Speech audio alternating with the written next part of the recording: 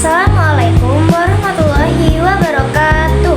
Halo Sobat T, perkenalkan nama saya Fardin Evi Nur Hasanah dengan NIM 8603041121. Nah, kali ini saya akan menyetorkan tugas tentang filsafat ilmu tutorial kedua, yaitu saya akan menjelaskan tentang peran filsafat ilmu dalam memperkuat ilmu pendidikan. Nah, mari kita bahas. Oke, filsafat ilmu sebagai pengamatan pendidikan itu apa sih? Nah, dalam PPT ini dijelaskan bahwa filsafat ilmu adalah kajian mendatar tentang ilmu, hakikat, sumber, metode, kebenaran, nilai, dan tujuannya. Jadi, intinya filsafat ilmu itu bukan cuma bisa mikir, tapi ngulik sesuatu sampai ke akar-akarnya. Di sini dibahas soal hakikat, dari mana asal ilmunya, sumbernya, caranya, metode, benar atau enggaknya, kebenarannya, nilai gunanya, sampai ke tujuannya. Nah, yang kedua ini sebagai pengamatan. Nah, pengamatan ini bersikap kritis dan refleksi dalam mengamati fenomena pendidikan secara mendalam, logis, dan sistematis. Jadi, maksudnya pas kita melihat fenomena atau kejadian di dunia pendidikan, kita nggak boleh langsung telan bulat-bulat, karena kita harus kritis, reflektif, mikirin dampaknya, logis, dan sistematis. Jadi, benar-benar diamati secara mendalam.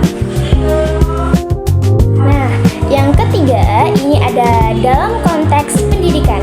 Nah, dalam konteks pendidikan itu mengkaji pendidikan secara mendasar. Tujuannya, kurikulumnya, metodenya, gurunya, peserta didiknya, lingkungannya, nilai, dan makna pendidikan. Jadi, nah, kalau dibawa ke ranah sekolah atau kuliah, filsafat ini tuh bakal ngebahas hal-hal mendasar banget. Contohnya, kenapa kurikulumnya gini? Peran gurunya dan muridnya harus gimana ya? Dan lingkungan sekolahnya mendukung nggak? Sampai kemana dari pendidikan itu sendiri? Nah, yang keempat ini ada tujuan. Nah, tujuan itu memberikan landasan berpikir kritis, nilai arah, kebijaksanaan dalam pengambilan keputusan pendidikan. Nah, tujuan ini kenapa sih kita harus pakai filsafat ilmu? Biar kita punya landasan berpikir yang kuat. Jadi, pas ngambil keputusan di bidang pendidikan, misalnya bikin aturan baru nih, hasilnya bisa bijaksana, punya arah nilai yang jelas, dan gak asal-asalan. Nah, yang kelima ada manfaat. Nah, ada 5 poin penting nih kalau kita nerapin ini. Yang pertama itu bikin tujuan pendidikan jadi makin jelas, nggak secara searah doang gitu, nggak searah doang. Nah, yang kedua ini bisa menilai ilmu pendidikan ini beneran relevan atau enggak pada zaman sekarang. Nah, yang ketiga ini membentuk nemuin metode belajar mengajar yang pas. Yang keempat ini memperkuat nilai moral dan etika. Dan yang terakhir ini biar gak kagok dan bisa ngejawab tentang perubahan zaman. Nah, memasuki bagian yang keenam, yaitu tentang sikap yang dikembangkan. Nah, sikap yang dikembangkan ini ada 5 poin, yaitu tentang rasa ingin tahu, berpikir kritis, terbuka terhadap kebenaran, reflektif dan sistematis, dan yang kelima ini bertanggung jawab terhadap nilai. Oke, jadi biar jadi orang yang berfilsafat, ada beberapa vibe atau sikap yang harus dipunya. Kepo maksimal, alias punya rasa ingin tahu yang tinggi, lalu berpikir kritis dan gak gampang percaya gitu aja, lalu open mind, terbuka sama kebenaran baru, lalu yang keempat ada refleksi, struktur, dan pastinya bertanggung jawab sama nilai-nilai moral. Nah, di ilustrasinya ada yang paling seru nih, paling seru, kritis, reflektif, bijak, dan bernilai. Nah, bahas yang nomor 7 yaitu inti pemahaman. Nah, filsafat ilmu mengajak kita memahami pendidikan bukan hanya secara praktis, tetapi juga mendasar dan bermakna agar pendidikan menjadi lebih baik dan manusiawi. Jadi, inti pemahaman ini kesimpulannya, filsafat ilmu itu nggak kita buat melek kalau pendidikan itu bukan cuma soal teori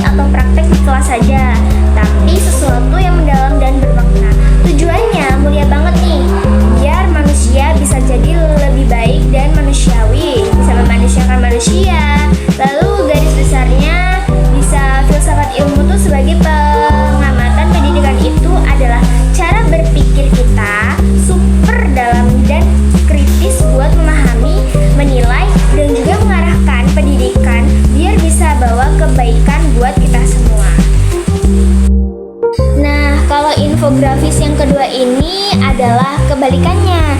Nah, judul utamanya adalah pendidikan memperkuat filsafat ilmu.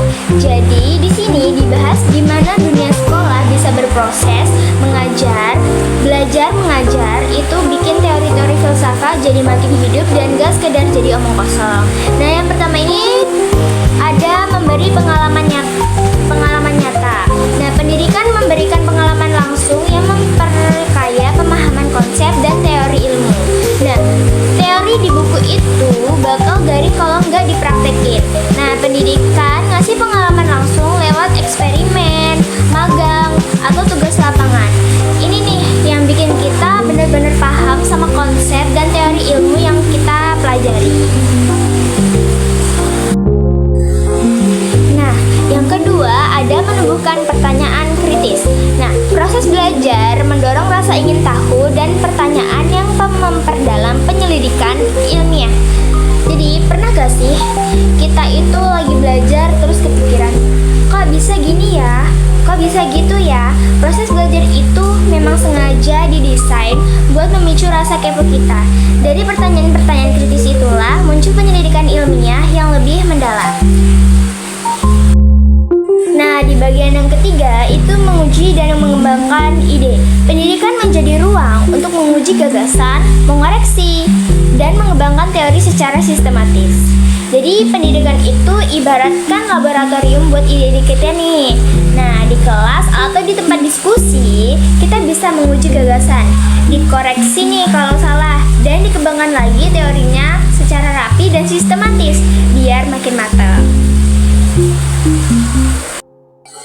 Lanjut, di bagian yang keempat itu ada membentuk cara berpikir ilmiah. Nah, pendidikan itu menanamkan cara berpikir logis, objektif, dan terbuka yang menjadi dasar pengamatan, penguatan filsafat ilmu.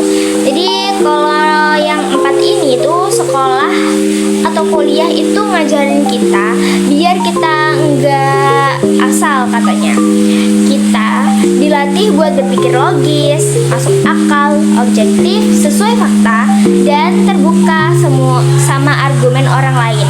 Nah, cara berpikir kayak gini nih adalah fondasi utama dari filsafat ilmu.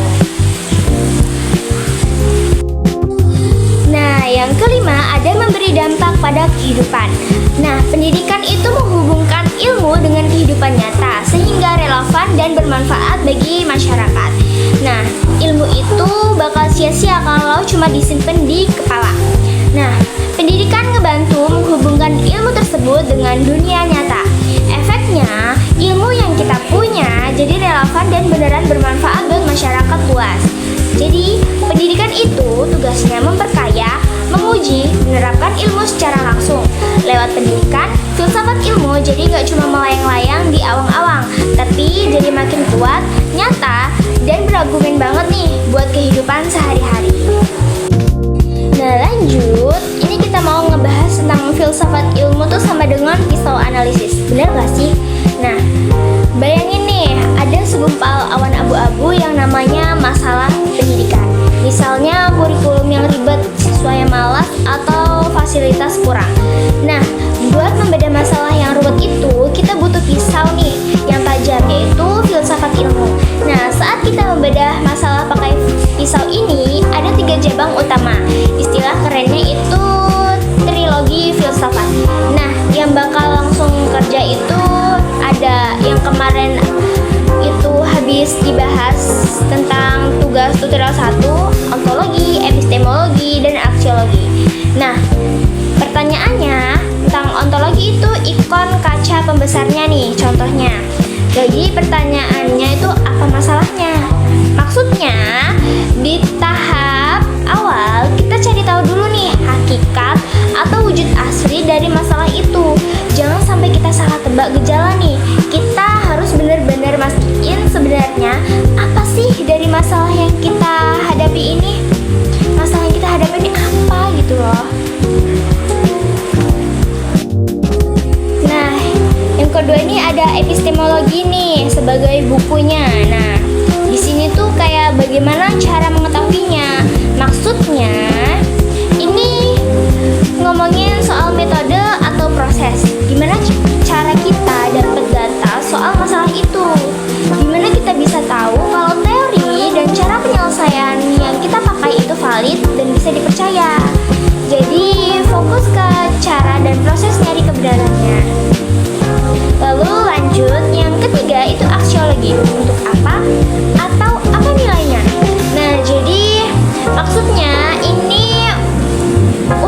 nilai, etika, dan manfaat. Kalau masalah ini diselesaikan, gunanya buat siapa? Nilai kebaikan apa yang didapat. Lalu jadi penyelesaiannya gak cuma asal kelar, tapi harus punya dampak positif dan etis bagi manusia. Nah, kalau sebuah masalah pendidikan udah dibedah rapi lewat ontologi, epistemologi, dan aksiologi, maka ujung-ujungnya kita bakal dapet solusi yang tepat dan gak asal tebak-tebakan. Jadi, infografis ini mau bilang kalau mau menyelesaikan masalah pendidikan sampai tuntas, ke akar-akarnya bedahlah pakai 3 mata pisau filsafat tadi. Apa? Ontologi, epistemologi, dan aksiologi. Nah, lalu kita bahas yang selanjutnya. Ini ada penerapan filsafat ilmu dalam praktik pendidikan. Nah, di ikon ini yang pertama tuh ada kebijakan. Nah, ikon ini tuh ada gedung sekolah atau pemerintahan. Nah, di dasarnya nilai dan tujuan pendidikan pas pemerintah atau sekolah bikin aturan, mereka harus mikirin dulu nih esensi atau nilai apa yang mau dicapai. Nah, contoh nyatanya itu kebijakan inklusi untuk semua peserta didik. Artinya, sekolah dibikin ramah buat siapa aja, termasuk anak-anak yang berkebutuhan khusus. Nih, nggak ada yang boleh dianaktirikan. Nah, yang kedua ini ada kurikulum nih. Nah, dasarnya itu hakikat ilmu dan kebutuhan peserta didik bikin mata pelajaran itu gak boleh asal masukin materi, tapi harus esensi ilmunya dan apa yang beneran dibutuhin sama siswa sekarang. Contoh nyatanya nih, kurikulum kan berbasis kompetensi dan kontekstual. Maksudnya, materi yang diajarkan fokus ke skill nyata siswa dan nyambung sama kehidupan sehari-hari mereka, gak cuma menghafal teori mati aja. Nah, yang ketiga ini ada proses pembelajaran. Dasarnya itu cara memperoleh dan membangun pengetahuan. Ini fokus ke gimana sih cara otak manusia itu nangkep ilmu dengan baik. Nah, contoh nyatanya itu pengembangan aktif, berpikir kritis, dan refleksi.